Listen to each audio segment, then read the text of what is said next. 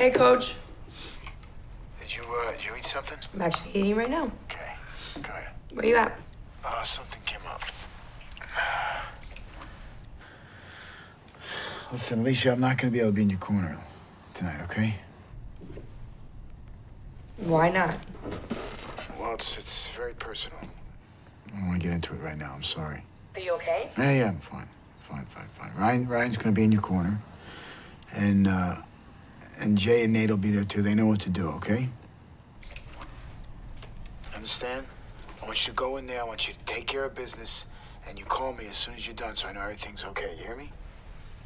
What are you gonna do? I'm gonna focus on what I can control. And I'm gonna beat this chick's ass. that's a girl, exactly. All right, go do your thing. All right, thanks. I'll call you right after. Okay. Bye.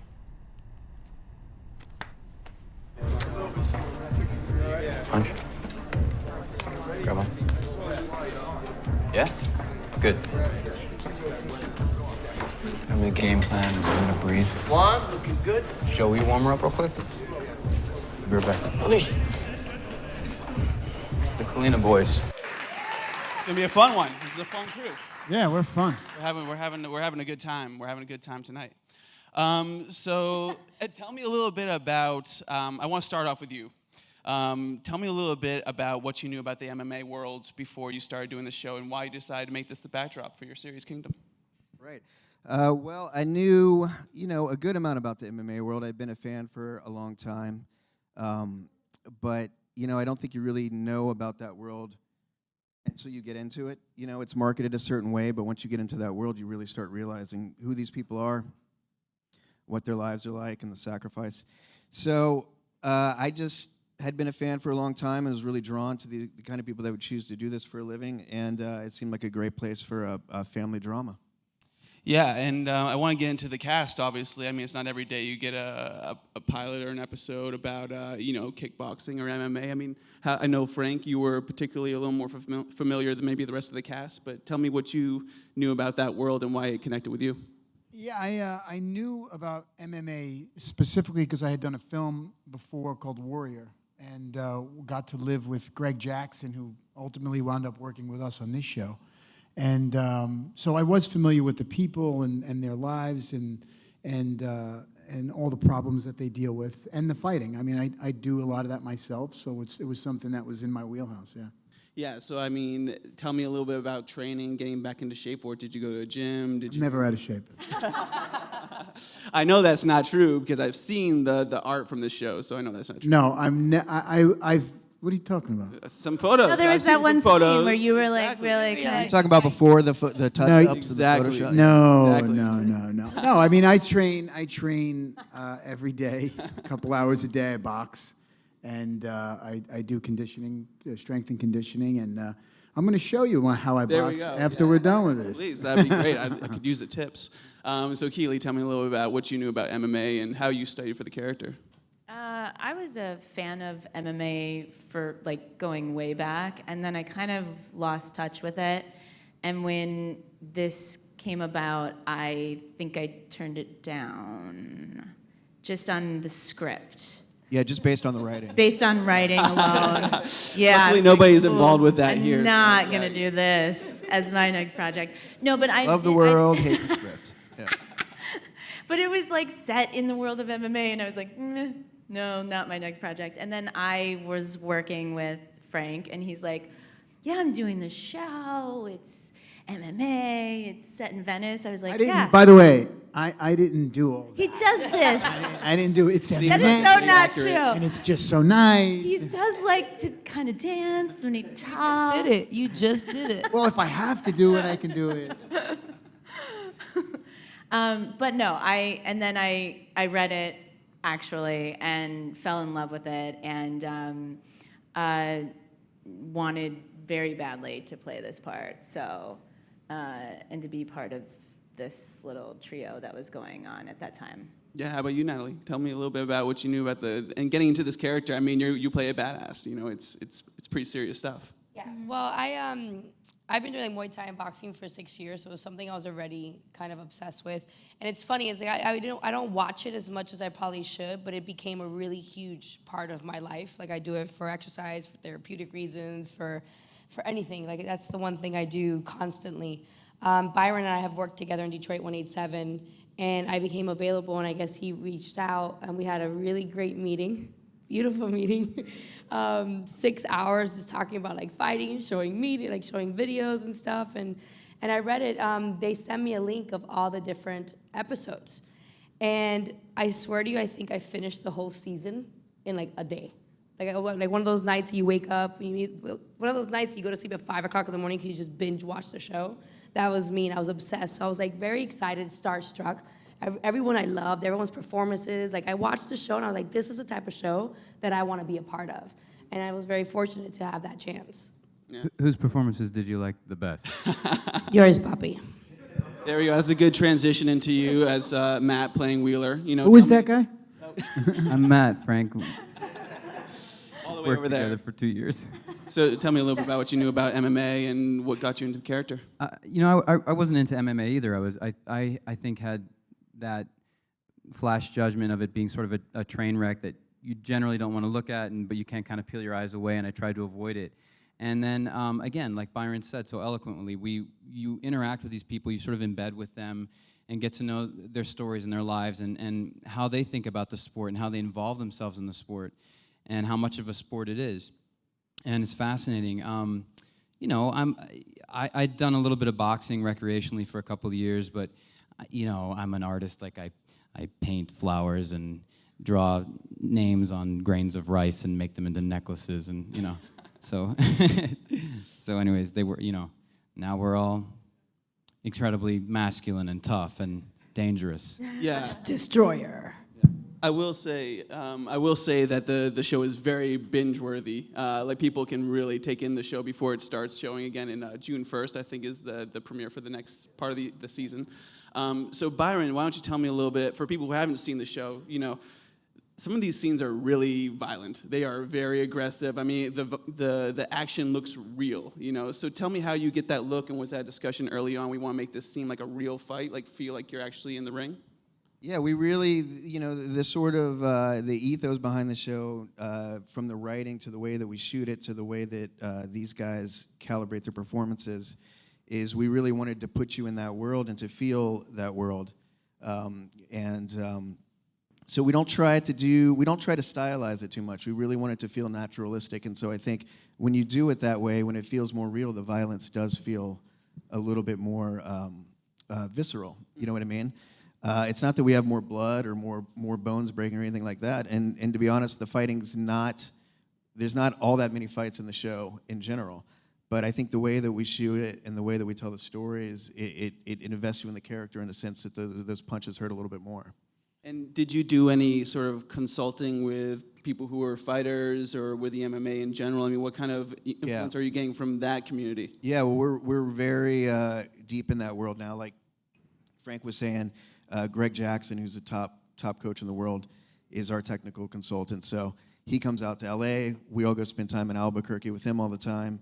On set, we have Joe Daddy Stevenson, who's a UFC guy, and Juan Archuleta, who's another up-and-coming LA guy. But they're on set every day with us, making sure that we're real from how we tape fighters, where stuff sits in the gym, to the way people move, and all of our background are MMA fighters. So we really keep it as authentic as possible, because really do want to honor these people that do this for a living. And I just think it's better for the audience. I mean, I think if you don't know anything about MMA, if you believe that the world feels real, you don't need to be sort of spoon-fed or explained everything. You just jump in, and then you can just concentrate on the characters.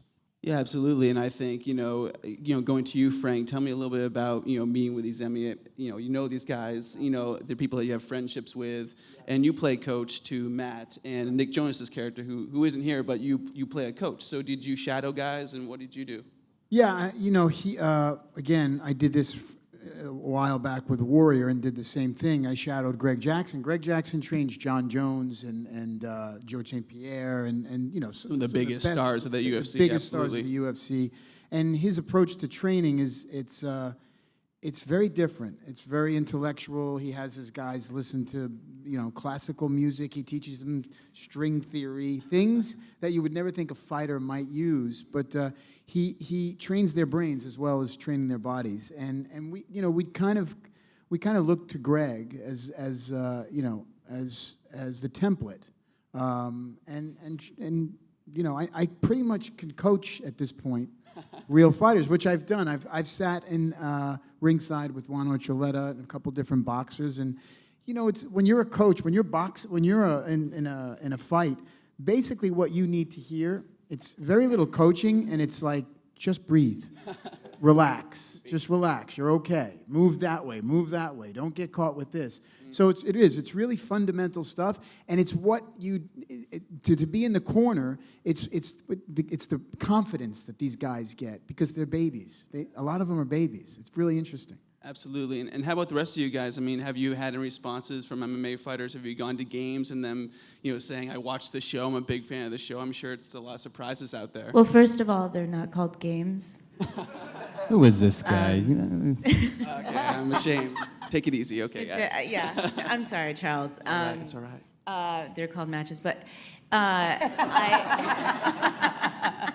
Wow, Make it this is sting. a little caustic. And you thought the fighters were rough. Can't we get along, I guys? asked for it. It's a competitive crowd, I can tell. No, absolutely. No. No, I say it with love. From the matches, As the- have you gotten any responses or gone to any matches? I They're, mean, they're called fights. Thanks. I think that the response from the MMA world has been incredible. Like, they just love how accurate we are. And, I mean, we hold ourselves to a standard that at sometimes, as an actor, there's a part of me that's like, can we just fucking move on? Can I swear? AOL? Okay, thanks. You sweared, and then you said, "Can I swear?" You swore. It's logical. I Seems swore. logical. I sweared. I sweared. Sweared or swore? I sweared. Grew up in the Bronx. So yeah, but they've been all, I think that people who are in this world really, really love this show because we honor the sport. Yeah. Can you say? Well, one, this is what it's really like on set. By the way, we bust each other's balls all the fucking time. Hard to get stuff I accomplished. Say swear bust. now, but we bust each other's balls all the time. To match up to what they were saying as well, I mean, to the truth that this show has. I mean, we rehearse with these guys all the time, and when we're not shooting, I mean, both Matt and I, Matt. yes, both Matt and I have had fights, and we were in there like 5, 6, 8 times, like rehearsing all these things. So I think when people watch the show, there's such a reality to it, there's such a truth to it that it really sits with people. And I've gotten a lot of feedback from women for being such a strong female role, because I was female role. Anyways. That's how they talk. So a strong female role, as well as being like true, like you're emotional. Like these fights are really serious. So as tough as I am, getting into this ring, beating someone up, you walk out crying, emotional, you're nervous, you get butterflies and stuff. So I've gotten a lot of feedback from the fans and from fighters and people just on the reality of it all, the truth of it all, of being a strong person that also has vulnerability to it. These people are very vulnerable. And all the fighters who were fighting are actual real fighters, many of them quite iconic. Former fighters, mostly active fighters. And so whenever any of the characters go, that's to say when we go into a fight, you have the actor opposite a real fighter. And so they bring an immense level of reality, but also, they coach us through all the choreography in a way that is so hands-on and so all-inclusive that I don't think we would get otherwise. And that's why it's so seamless. And it's actually safer than using your typical stunt man or woman for that, because these guys are used to being thrown on the ground from your shoulder height or whatever, and so they know how to brace themselves better than. Yeah, and just because of the way we shoot, we can't really we don't really double our actors. So these guys are in there doing it. So when they train with the real fighters to choreograph their fights and to rehearse them and get them down, I think when the fighters see the actors putting so much into it and getting injured and and playing through the pain, then I think there's a sort of mutual respect that they appreciate, you know. I'm gonna retract this statement. It is not safer. Dude, I was in a I fight. agree with Natalie. I was in a fight and she put a clinch in. I was like, whoa. I was like, and that was a baby one, like just a little tight pressure. You broke your foot, Yeah. didn't you break your foot? I think that was you. No, I broke my foot, one of them. I got nerve damage with you. Oh, yeah. One of Natalie's, them, yeah. But Natalie's from- one of the fighters on the season, if you guys watched the show, it was when I fought Justine Kitch. I hit my foot against her shin. And I didn't realize what was going on. I remember icing it just because, like, oh, I hit it, let me ice it. And after the adrenaline sat down, I fought for another 5 hours. You guys don't realize. Because that's what she do. That's what I do. I'm a female role. But I iced it just to ice it, and after the adrenaline, we fight. These scenes take like 8 to 10 hours sometimes. For some people. All day.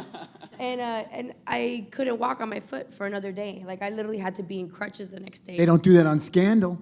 No, they I don't know. I mean, Natalie used to be from Miami. She's gotten a little soft in Los Angeles, I think. I don't know. I did. I even lost my accent.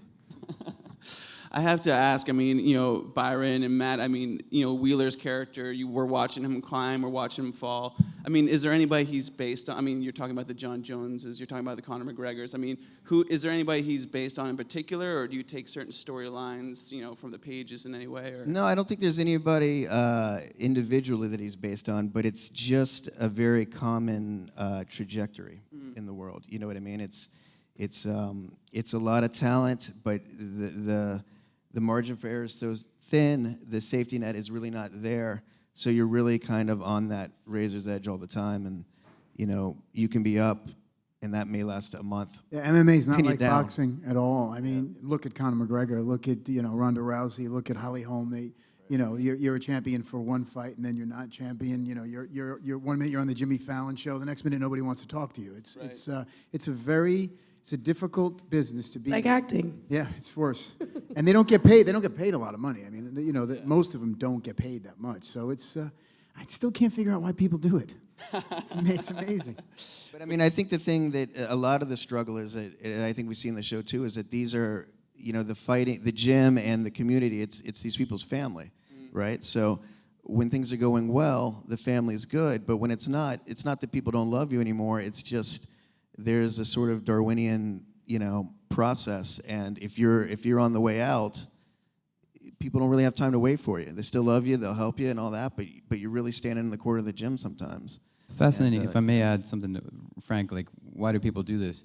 One of my favorite stories is we went to go see Joe Stevenson come out of retirement, had a bout in Phoenix, and he ended up having to go get stapled up, and afterwards I'm sitting with this young man in the lobby waiting for Joe, and he trains at Joe's gym, and this guy's an incredible prospect. But what I didn't realize is that this guy went to one of the most prestigious boarding schools in the country, was accepted to Harvard, and decided not to go. And I said, why? And he goes, because I've never felt the fraternity and the family and the love that I feel when I'm at the gym, and I don't ever want to leave it. He wanted to make his life about, that community. It's fascinating. Those are the kind of stories that I regret would, that. I mean, you went to Harvard. Anyways, but there's a, he was going to study fighting at Harvard. That's but awesome. No, there's a, I saw Good Will Hunting. They fight at Harvard. But there's more than meets the eye. There's a lot under the surface, and it's just a mind for us to go into in terms of what motivates these characters. I mean, was there anybody that you watched, for Wheeler's character in particular, that you attached to as far as, stars of the UFC or Bellator or any of these other MMA? You study it ravenously to try and study the physique, to the movement, the behavior.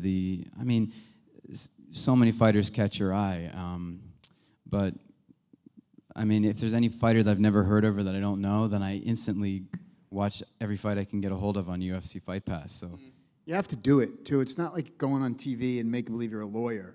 You want to be a fighter. There's a certain way that you hold your body. There's a certain way that you look at people. There's an there's an aura about fighters, and so you got to do it. You have to.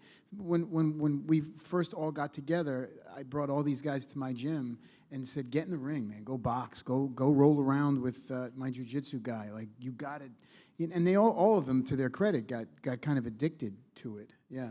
It doesn't take much. I mean, you feel an adjustment instantly. I mean, you could take 2 boxing lessons, and all of a sudden you're like, yeah. Don't ever say boxing lessons again.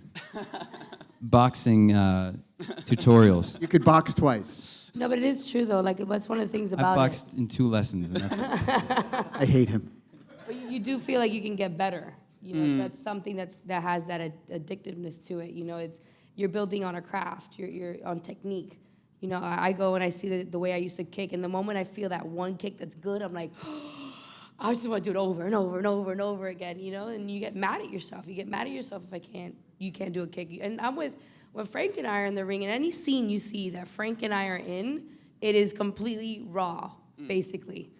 One, because he never knows his lines. No, I'm kidding. I don't have any lines. But honestly, he's a coach and I'm a fighter. So I asked him one day. I was like, "Yo, let's work on my hook," and we did. That was the scene. We worked on my hook a little bit, and he hits me, and I learned. I do hit her.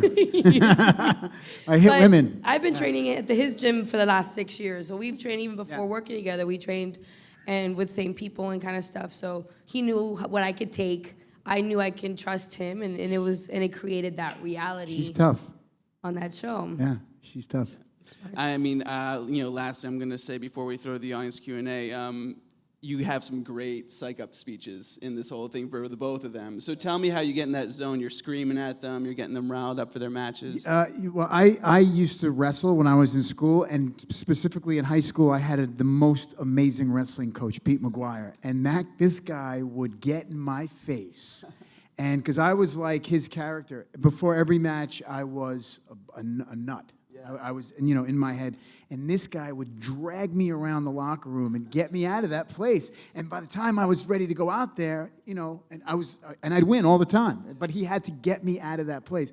So my shout out to Pete McGuire. But that's the guy. Hopefully he's watching today. Yeah, There we go. Yeah. Okay, so think he's dead. we're out there to the audience there. Thanks for being here. I know New York is super stoked to finally see the UFC debut in the Garden. So for the fans of the sport up there, who are a couple of your all-time favorite MMA fighters? I know for me it's Ken Shamrock. Shamrock, old school. Yeah, I'm the same. I love like Chuck Liddell. To me, still the most exciting guy to watch. And Randy He's so Couture. sweet. He is. Too. No, He's like such a sweetheart. They're nice guys. And Yeah. Rampage Jackson's a really great friend of mine, which he comes to my house and he watches the fights with us. And I like those guys. It's a different generation. They weren't all trained in a specific MMA style, which is kind of generic at this point. They each came with their own group of skills, so it made the fights a little bit more dangerous and interesting. So those are my guys too. Yeah, watch Cowboy Cerrone. He's always fun to watch. He's a good dude and a buddy of ours. And love Cub Swanson. And who else? BJ Penn's coming back, which is exciting. So Yeah. BJ Penn was one of mine. Machida. yeah, Machida's a great guy. Butterball. Butterball. I love Fedor. You gotta love Fedor, Fedor. yeah, man. Fedor's Fedor. It's another old school. And I like Khabib, man. I like his hat. Have you given any of those guys your little rice necklaces? Yeah. Well, Khabib's last name I can't fit on there. I have to use both sides. It's 2 pieces of rice. Yep. So the next question. Hey guys, I really enjoyed the show and especially the soundtrack. So my question is, if you had to choose a theme song to define your character, what would it be? DMX. Anything DMX. Well, if you have to define your character, mine would be Tupac. I see death around the corner. Top that, fella. Go ahead. I'm not a character. I actually had a mystical song one fight that I felt was really Alicia. I would say The Pretenders, Brass in Pocket. Thank you. Let's go in. Come on, guys. Come on. Give it up for the Pretenders. Come on. I was kind of fed one by Mr. Balasco, and it was Jane's Addiction, and what was it called? Chip Away. Chip Away, and Yeah, it's a live version of it great. with all these sort of kind of tribal aspect, like Yeah. screams and drums, and it seems to do the trick, or something by like, I don't know. Yeah, there's something about that song. I mean, that song was sort of. I worked with our composer Tyler Bates, to write that title song. I didn't write it. I was just talking, and but that was sort of that sort of tribal drum thing is really powerful. So guess what? Lisa would like to know, what is it like to work with Nick Jonas? This is our He's not here, so favorite throw him under question. the bus. Well, that's not really a question. It's okay. You're his coach. Come on, you got to give a little he's more fine. than that. He's There we go, just yeah. like everybody else. We like him. We like him fine. Nothing special. Funny you should ask, because surprise appearance, Oh. that guy. That was cruel. That was Yeah, cruel. working with Nick is great. Nick's amazing. He's awesome. He's as dedicated as anybody, and he's phenomenal. We love him. He's one of the hardest working guys Yeah. I know. He's Not true, but go ahead. No, but he has really good work ethic, which is unbelievably amazing. professional. And he smells really good. Oh, he smells amazing. Delicious. Even He I'll has- say by that. the way, the He guy does has, smell good. I've never seen him wear the same clothes twice. He has more clothes than any human being I know. So true. Never Yeah. changes his underwear or socks though. Just always. Because he doesn't have Little to. known fact. Does that answer the question? I think that does it. Here we go, guys. So let's give it up to the cast of The Kingdom. Byron, the creator. June 1st. Check it out. Binge watch up until then. And thanks so much, guys. Appreciate it. Thank you.